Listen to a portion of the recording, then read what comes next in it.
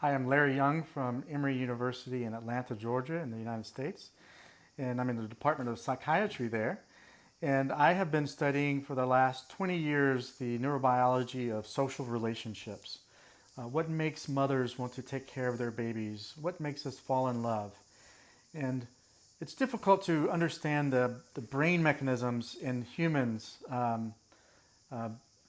about these kinds of behaviors. So we've been using animals. And we study these special little animals called prairie voles that they're little rodents that when they mate, they form a lifelong bond with each other. And the male and female stick together, they form a partnership, and they raise their offspring together. And we've been trying to understand what molecules and parts of the brain are involved in that bonding, that relationship. And what we find is that there's one special molecule called oxytocin. Oxytocin is what causes mothers to give birth and to be able to nurse their babies.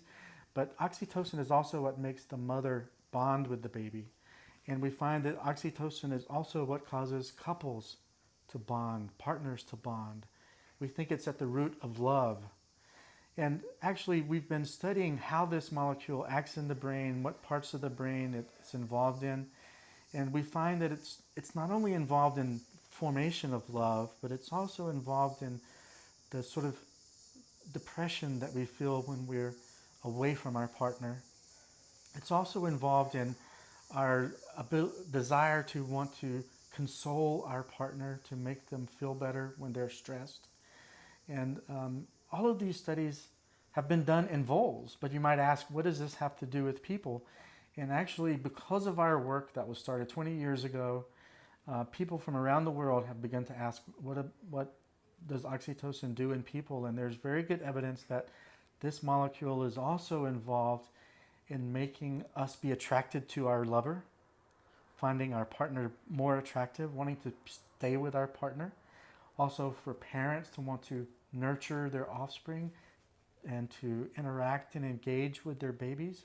And that engaging with the babies helps the babies develop a normal social brain so that when they become adults, they can form relationships. And actually, the most important aspect of our work is not that we might be able to understand love, the biology of love, but because this molecule is acting in our brain to help us navigate social situations and pay attention to social cues, we believe that this oxytocin molecule will be able to treat psychiatric disorders that are really devastating to families where the child has difficulty interacting with others. So the main example is autism.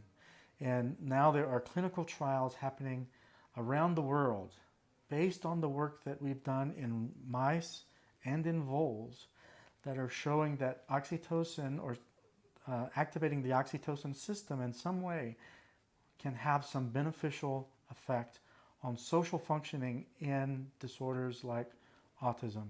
So I am very excited to see this research continue and that we can figure out exactly how we can affect the oxytocin system in such a way to improve psychiatric disorders like autism.